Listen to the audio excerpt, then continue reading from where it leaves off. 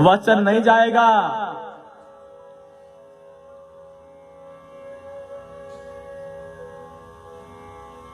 हे राजन, ध्यान पूर्वक मेरी बात सुनो।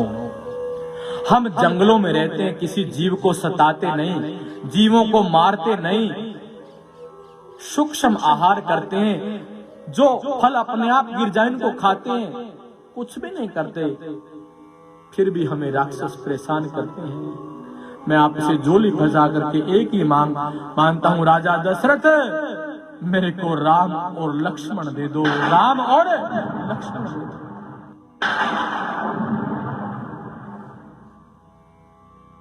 राजा दशरथ सुन हो गए।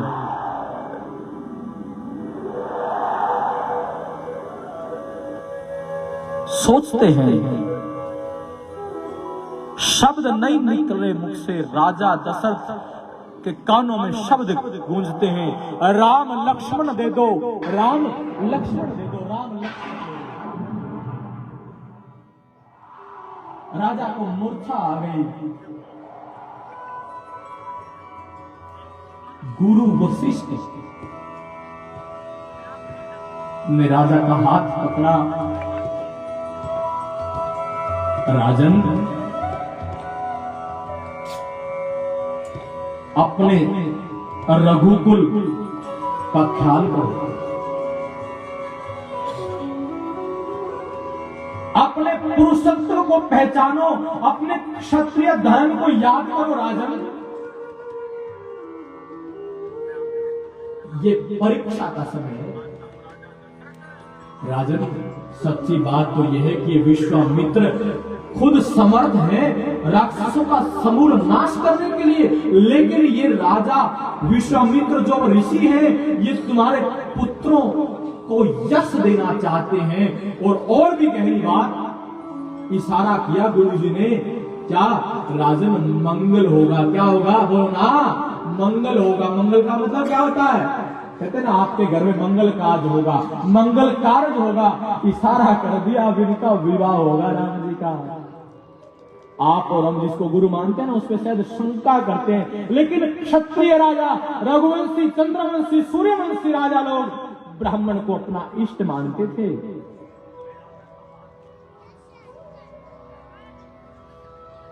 कहा गुरुजी ठीक है, लेकिन गुरुजी मैं राम लक्ष्मण के बिना जीवित नहीं रहूंगा।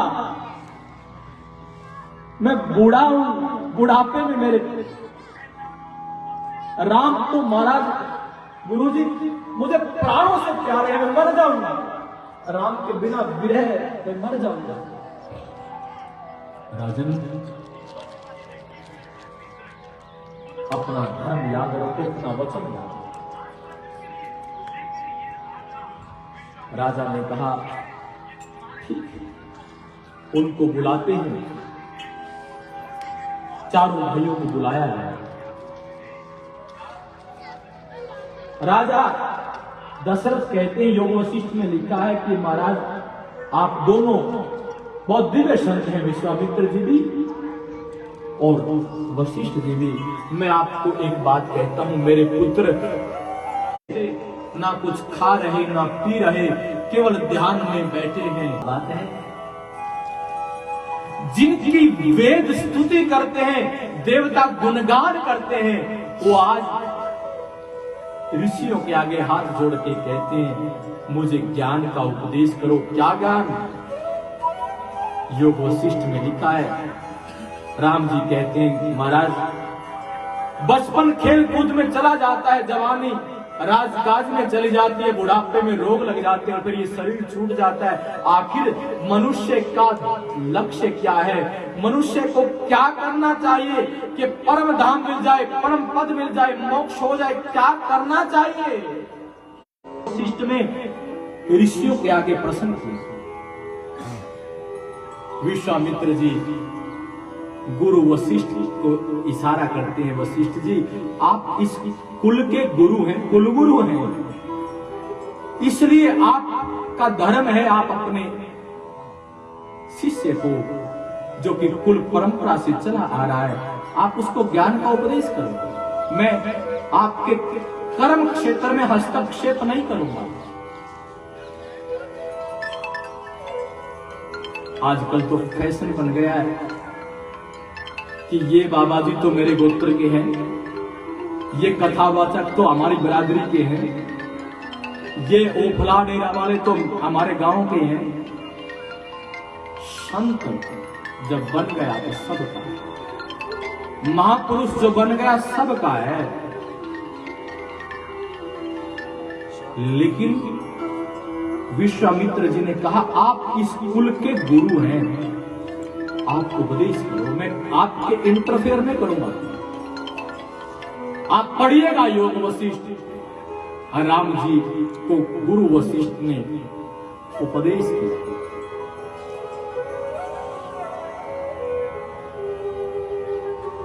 गीता जो भी ग्रंथ लेके आओ ध्यान रखना गीता प्रेस का होना चाहिए। कई दूसरे लोग प्रेस बनाते हैं और अपने तरीके से हमारे शास्त्रों को उसमें तोड़ मरोड़ कर देते हैं। गीता प्रेस के ग्रंथ होने चाहिए। योग वशिष्ठ,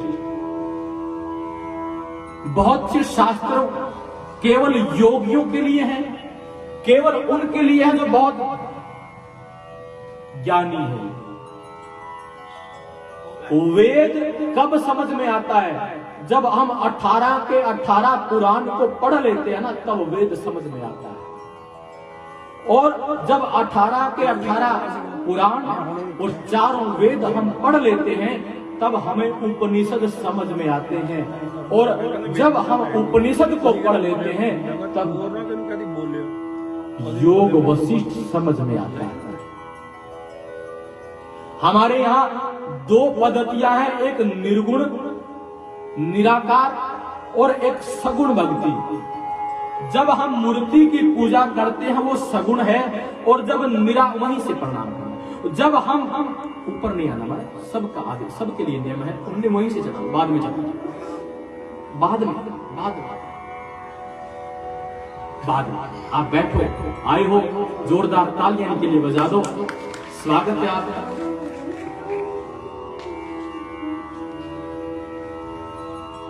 कई लोग बुरा मान जाते हैं, हमें ऊपर नहीं जाने दिया, है ना? तो मैं हाथ जोड़ के माफी मांगता हूं, कोई बुरा ना मानना। कथा में आरती के बाद मत्था टेका जाता है बीच में, है ना? अब मुझे पता है एक नोट मेरा माइनस हो गया, पर कोई बात नहीं, वो नोट तो दोबारा आ जाएगा। लेकिन कथा का नियम खराब नहीं होना चाहिए। मैं बार बार कहता हूं, सब आप मेरे पूजनीय हैं, मेरे आदरणीय हैं, लेकिन थोड़ा सा नियम जरूरी है। धर्म तो सत्य सनातन है, हम लोगों ने उसमें अपने अपने तरीके से उसको अपने तरीके से बना लिया, इसलिए दिक्कत। और मैं तो महाराज कोई पगड़ीधारी आता है ना, मैं तो खिल जाता हूं उसको देख करके। हमारे गुरु की सेना है। अब गुरु ने सेना ना बना, गुरु ने क्या किया था? गुरु गोविंद सिंह जी महाराज ने, बोलिए गुरु गोविंद सिंह जी महाराज की। 36 बरादरी का आह्वान किया था, सेना बनाओ। 36 बरादरी की सेना बनी कि नहीं? और कुछ तो बाएं बाएं हो गए, लेकिन मुझे आनंद आ जाता है। हर जगह सुधार की आवश्यकता।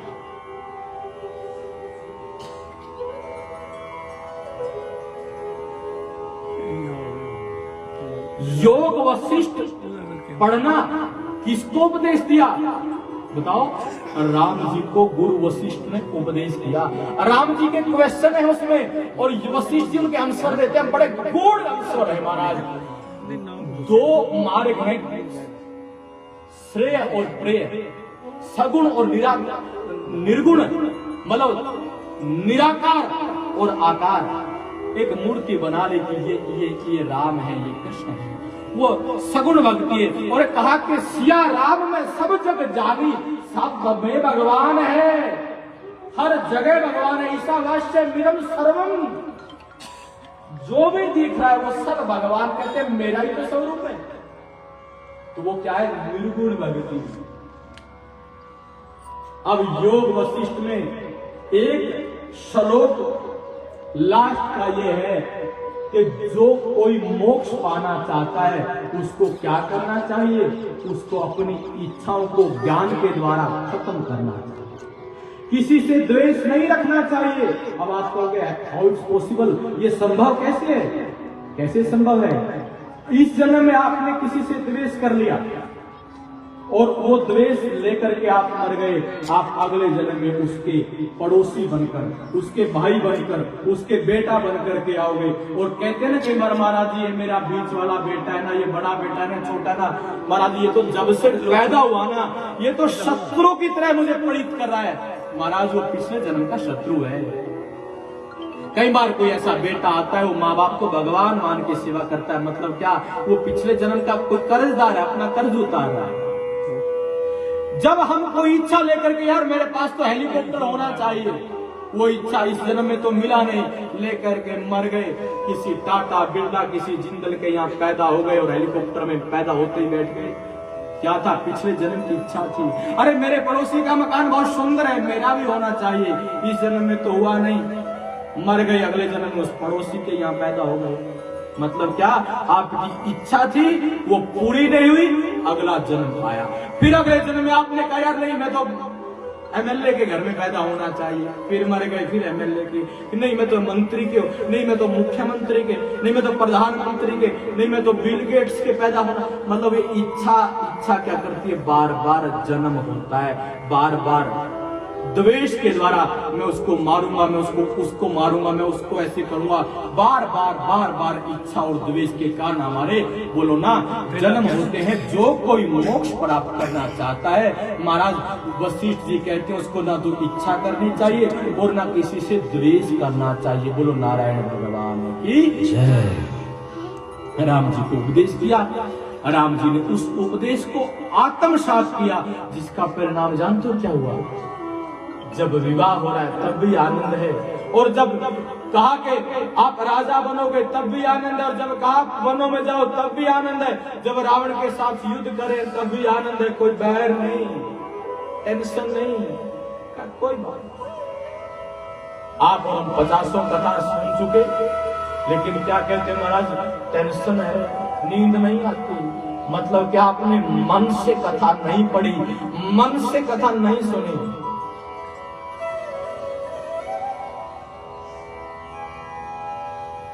ज्ञान दिया, पूरा हुआ, विश्वामित्र जी के साथ गए, ताड़का का वध किया,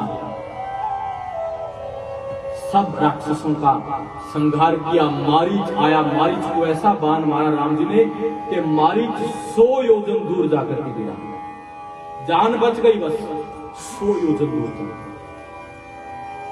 सब आनंद हो गए, ऋषियों के यज्ञ संपन्न हुए, ऋषियों ने वरदान दिए। महर्षि विश्वामित्र के पास शिव शंकर भगवान के द्वारा दिए हुए धनुष, बाण, तरकस, अस्त्र शस्त्र थे, तो राम जी को उन्होंने वो दे दिए कि ये अस्त्र शस्त्र शिव जी महाराज ने मुझे दिए थे, मैं आपको अर्पित करूंगा। राम जी ने कहा जो आज्ञा गुरु जी। विश्वामित्र जी जब आए थे तो वशिष्ठ जी ने कहा था मंगल होगा। क्या होगा? मंगल। उधर किधर? बोलो ना, जनकपुरी में। राजा जनक विचार करते हैं कि मेरी बेटी सीता जो मेरे नगर में शिव का धनुष रखा ना, उसको हर रोज एक हाथ से यूं उठा करके साफ कर देती है। जो धनुष एक नहीं, 100 नहीं, 500 सैनिक उठाकर बहुत मुश्किल से उठा पाते हैं, ये उठा देती है। तो इसके अंदर इतनी ताकत है। और मेरे को ज्योतिषियों ने बता रखा है इसका पति कोई साधारण नहीं होगा, बहुत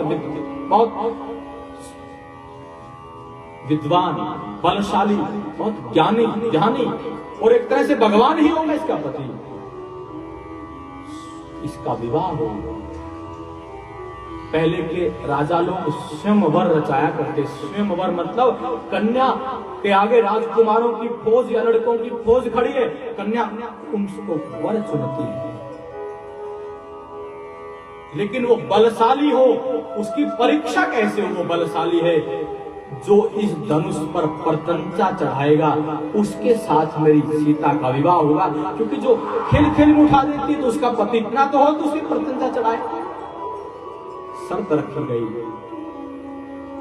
और राजकुमारों के यहाँ, ध्यान चाहूंगा, राजकुमारों के यहाँ, ऋषियों के यहाँ निमंत्रण दिया गया।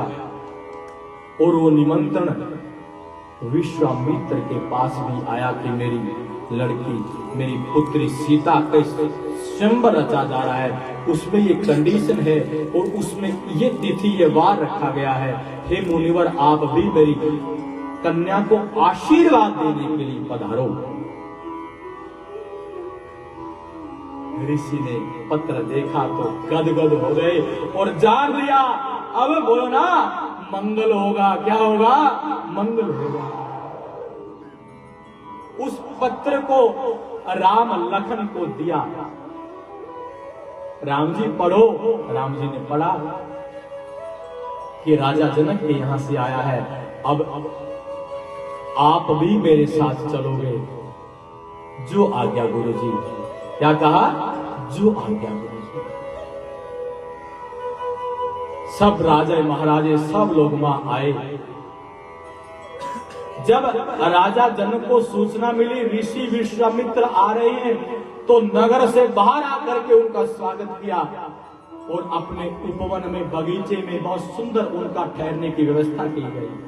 सत्कार किया राजा ने बड़ा भारी। राम और लक्ष्मण का परिचय विश्वामित्र जी ने कराया।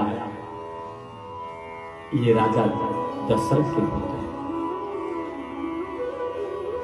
गले से लगा करके उनको प्रेम किया। शास्त्र में वर्णन है, राजा जनक को राम जी ने भी प्रणाम किया। संध्या का समय हुआ। विश्वामित्र जी ने राम लखन को कहा, जाओ वन से सुंदर सुंदर फूल ले आओ, संध्या करेंगे, भगवान को फूल अर्पित करेंगे। उधर इधर जनकपुरी में भी देवी सीता सायंकाल को मां पार्वती मंदिर में पूजा करने के लिए उस उपवन में अपनी सखियों के साथ फूल लेने आती है। और इधर से लक्ष्मण जी के साथ राम जी भी जाते हैं।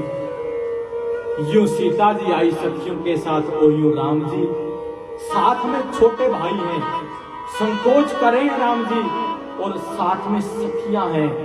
मैं राजा जनक की पुत्री हूं, लेकिन जन्म जन्मांतर से साथ हैं।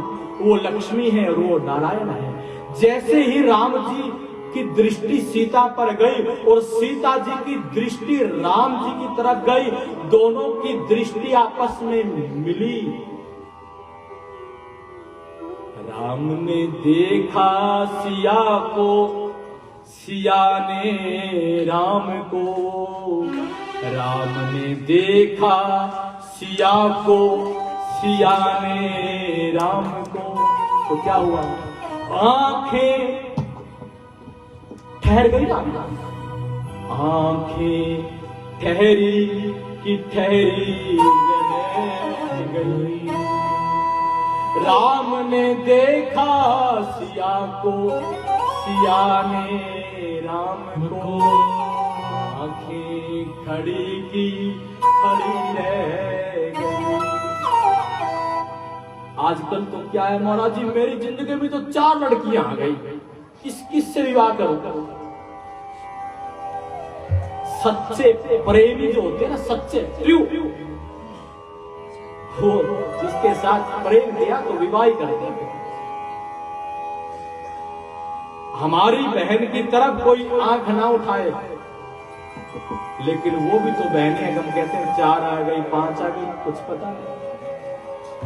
हमारे इतिहास भरे पड़े हैं सच्चे प्रेमियों के। राम जी ने सीता को देखा, सीता जी ने राम को, बस देखते रह गए। क्या हो गया? मानो बस सीता जी सोचती हैं बस यही है तो, और राम जी भी सोचते हैं अरे लेकिन साथ में लक्ष्मण जी हैं। संकोच हो रहा है, फूल तोड़ते हैं, देखते हैं लक्ष्मण देख तो नहीं रहा। देखा, फिर उधर देखने लगे, सीता जी भी देखती है, मेरी सखियां देख तो नहीं, फिर राम जी को देखती हैं। राम ने देखा सिया को, सिया ने राम को, आंखें खड़ी की खड़ी रह, मन नहीं हट रहा, आंखें हट नहीं रही, लेकिन साथ में लक्ष्मण है, मजाक करेगा। लक्ष्मण जी भी समझ गए कि काम हो गया इनका। कहते ना गए, ये गए। सखियां ठिठोली करती, अरे देखो तो सही, कितना सुंदर, कितना सुंदर, हजारों कामदेव नतमस्तक हो जाए, अरे रहने दे। फिर देखा सखियां फूल चुग रहे, फिर चोरी से फिर देखी। राम ने देखा सिया को, सिया ने राम को, आंखें खड़ी की खड़ी रह। लक्ष्मण कहते हैं भैया क्या देख रहे हो? अरे कुछ नहीं लक्ष्मण, फूल तोड़ रहा हूं। और ये दौर बहुत देर चला, लेकिन संध्या का समय था, गुरु जी को फूल दे रहे थे ना, तो धीरे धीरे वापिस जाते हैं, वो भी वापिस, और फिर मुड़ मुड़ के दिखते हैं। मां पार्वती का मंदिर है, और जब मंदिर में मां सीता गई तो मां पार्वती को प्रार्थना की, हे मां,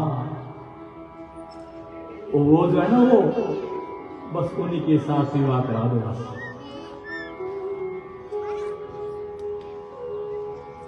गुरु जी के पास आए, संध्या भोजन किया। महर्षि वाल्मीकि लिखते हैं, राम जी पूरी रात करवटें बदलते रहे, नींद नहीं आई। सीता जी की छवि आंखों के आगे है। वाल्मीकि जी महाराज लिखते हैं, सीता जी महलों में माँ के पास सो रही, माँ कहती, बेटी क्या बात, नींद नहीं आ रही? नहीं माँ, नहीं बस वैसे ही। आगे छवि राम जी की, आहा जय हो, क्या छवि। आंखें बंद करके उस छवि का दर्शन करो ना। धोती बांधी राम जी ने, आहा, करदनी, बाहु, भुजाएं, बाजूबंद है, गले में माला, आहा, और धनुष बाण कंधे पर है, और मुस्कुरा रहे। और उधर सीता जी, हजारों रतियां, हजारों विश्व सुंदरियां भी प्रेम, इतना सुंदर स्वरूप है। बाबा वाल्मीकि जी महाराज, भगवान वाल्मीकि जी महाराज ने वर्णन किया सीता जी के स्वरूप का। पूरी रात सोए नहीं रहोगे। प्रातः काल हुई तो विश्वामित्र जी ने कहा, स्नान ध्यान करो।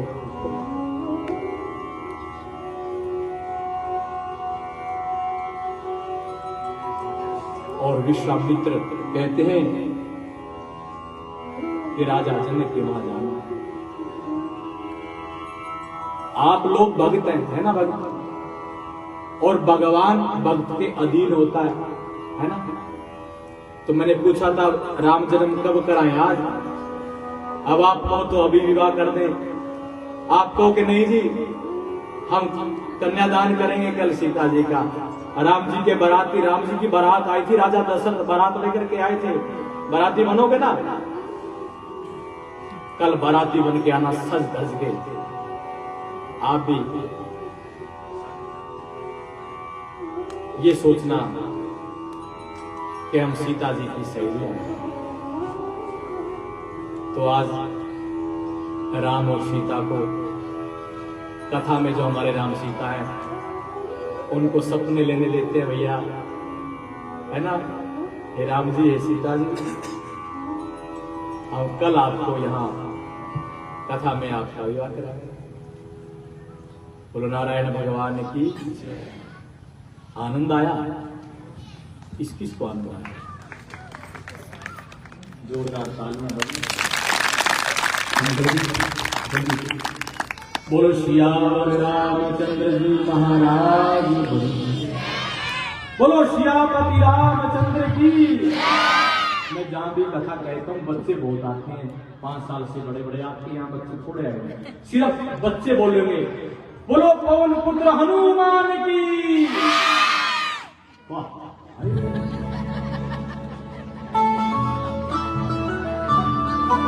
एक भजन, उसके बाद देवी जी कुछ बोलना चाहेंगे? इच्छा है? इच्छा है कुछ बोलना है? नहीं बोलना महाराज जी, कुछ बोलना है? संत हिमता दास जी के लिए और देवी जी के लिए, दोनों के लिए जोरदार तालियां बजाएं। बड़े भाव से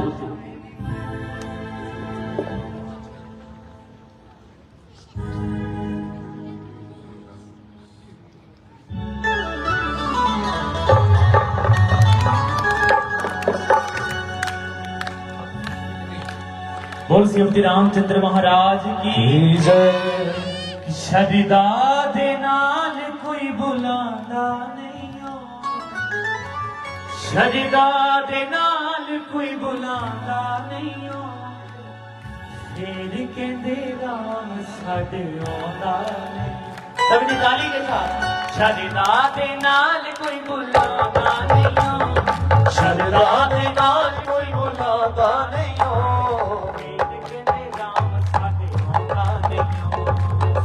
कहते राम साडे आंदा नहीं हो, फिर कहते राम साडे आंदा नहीं हो, फिर कहते राम साडे आंदा नहीं हो। शरदा दे नाल कोई बुलांदा नहीं हो, शरदा दे नाल कोई बुलांदा नहीं हो, फिर कहते राम साडे आंदा नहीं हो, फिर कहते राम साडे आंदा नहीं हो, फिर कहते राम साडे आंदा नहीं हो, फिर कहते राम साडे आंदा नहीं हो।